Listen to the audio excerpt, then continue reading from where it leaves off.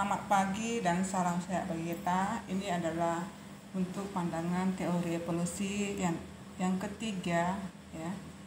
Baiklah, kita akan mulai. Minggu lalu kita sudah telah mempelajari pandangan kedua, yaitu menurut pendapat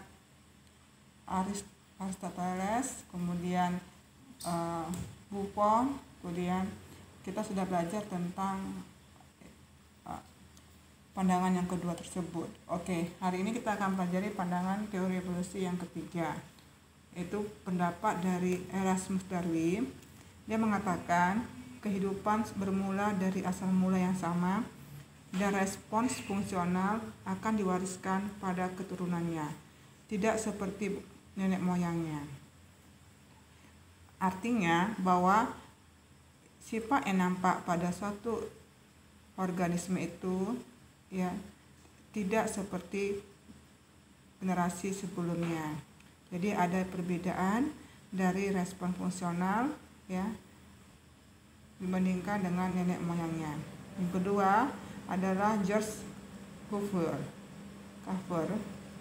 pencetus paleontologi dan pendukung teori spesial creation. Dari fosil diketahui bahwa hewan di masa lalu sangat berbeda dengan hewan pada zamannya. Dari teori katastrofisme, Tuhan telah menghancurkan bumi berkali-kali. Setiap kali mata rantai makhluk hidup diciptakan, dan pada saat itu pula bentuk baru yang lebih disesuaikan dengan alam sekelilingnya. Mereka berpandangan bahwa bumi terjadi karena adanya Tuhan, kemudian Tuhan berulang kali menghancurkan bumi, kemudian hasil dari organisme yang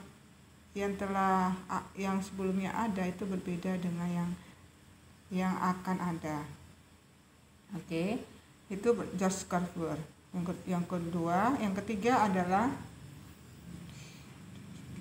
Jean-Baptiste de Lamarck, pendukung teori Eukaryote atau contoh evolusi leher jerapah. Jean-Baptiste de Lamarck itu Anda kenal dengan teori Lamarck, Nama lengkap beliau adalah Jean-Baptiste de Lamarck, yaitu dia berpandangan bahwa satu, lingkungan menyebabkan kebutuhan. Beberapa struktur tertentu pada organisme mencoba memenuhi kebutuhan tersebut. Sebagai respon terhadap usaha itu, struktur dari organisme berubah. Perubahan struktur pada organisme ini diturunkan kepada generasi berikutnya. Jadi, pandangan menurut beliau bahwa fenotip yang ada pada organisme itu disebabkan oleh lingkungan.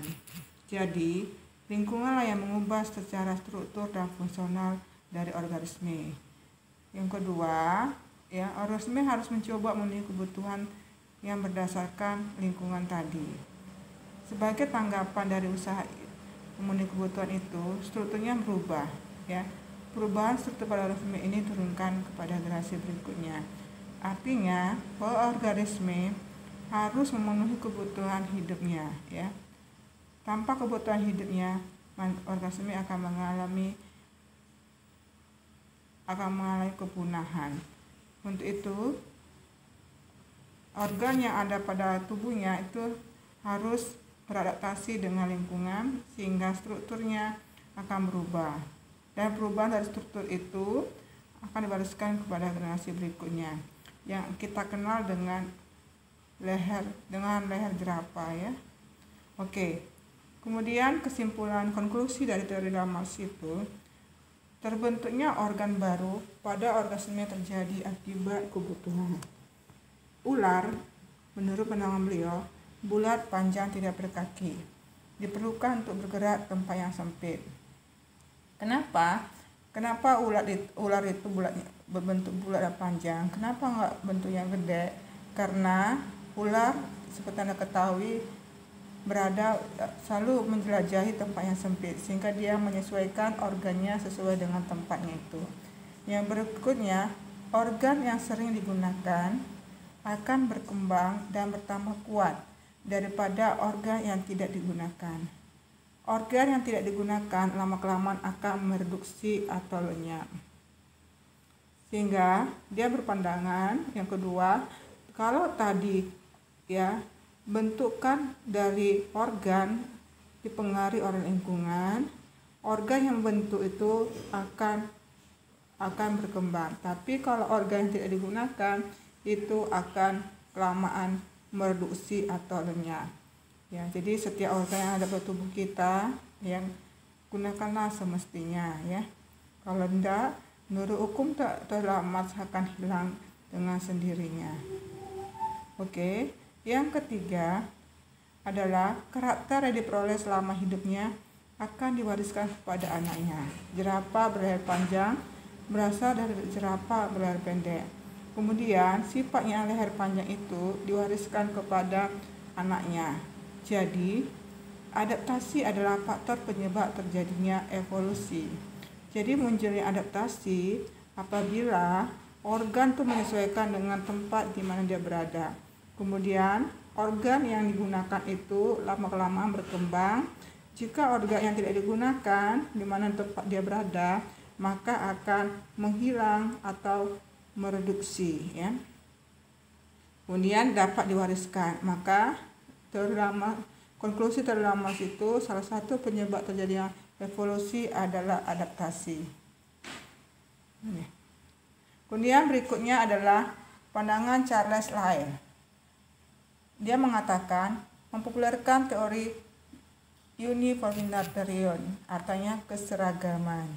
Kekuatan artinya ya, beliau mengatakan kekuatan yang membentuk dunia sekarang sama dengan yang membentuk dunia di masa lalu. Fosil yang berada dalam strata merupakan bagian kecil dari spesies hidup.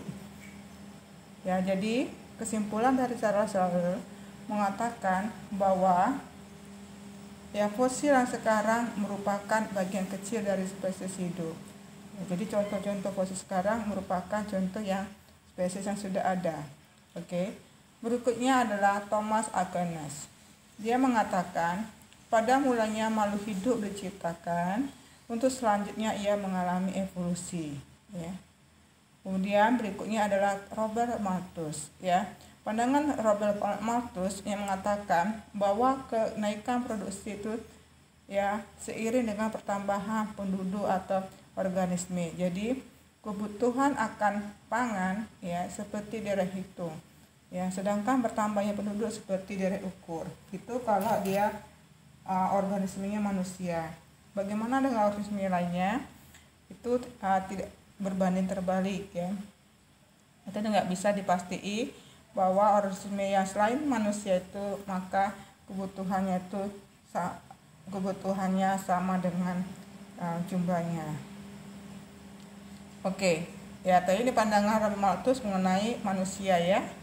Oke, berikutnya adalah Leibniz. Leibniz mengatakan antara spesies yang satu dengan spesies yang lain ada spesies penyambung, yaitu spesies peralihan atau hukum kesinambungan.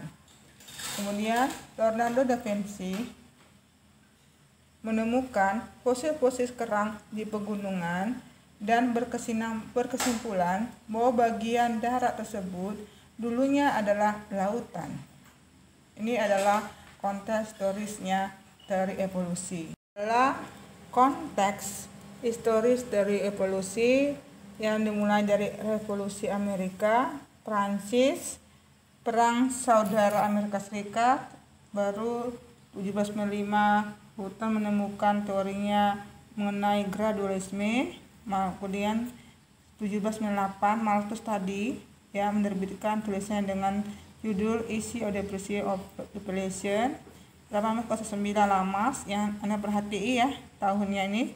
1830 Lyell tadi, Darwin tahun 1831 sampai 1836. Kemudian 1837 Darwin memulai buku catatannya dengan asal mula spesies. 1844 Darwin menuliskan esainya mengenai asal mula spesies. 1819 Wallace mengirimkan teorinya ke Darwin. Kemudian 1899 buku The Origin of Species terbitkan. Mendel menuliskan makalah mengenai pewarisan. Jadi terakhir adalah menurut pandangan si Mendel ya. Oke. Baiklah, kita akan membahas pandangan berikutnya dari evolusi, yaitu Sarmoti dan Alfondi. Biologi tidak akan mendapat manfaat apapun dari Lamarck, Darwin, dan para Darwinian modern. Sebaliknya, biologi harus dikeluarkan dari lorong buntu mitos evolusioner. Kemudian Martinez, haruskah sains supaya jujur pada dirinya sendiri tetap mempertahankan teori evolusi? Berikutnya, Walt Thompson mengatakan varietas tumbuhan dan hewan peliharaannya adalah hasil mutasi, tetapi bentuk-bentuk tersebut pasti tersisih di alam. Hal ini sebagian disebabkan oleh fakta bahwa mutasi tidak bersifat adaptif dan umumnya tidak berguna, detrimental atau letal. Fillmore, evolusi adalah semacam dogma yang tidak lagi diyakini oleh imamnya, tapi tetap dijaga demi umatnya. Oke, The Darwin and Asger de Beer, bentuk transaksi dibutuhkan oleh evolusi tidak akan pernah muncul. Psikologi mengatakan alam akan memberi kita spesies yang konstan dan tidak berubah, yang suatu masa akan mati punah. Oke, Yedelek mengatakan tidak pernah diketahui ada spesies yang melahirkan spesies lain dan tidak ada bukti bahwa hal itu pernah terjadi. JPTP, evolusi tidak dapat menerima teori lain yang berusaha menjelaskan evolusi. Oke, ya itu adalah pandangan yang ketiga. Ya, Anda silakan pahami pandangan ketiga itu. Kita akan mendiskusikannya di kelas melalui diskusi kelas. Sekian dan selamat berdiskusi.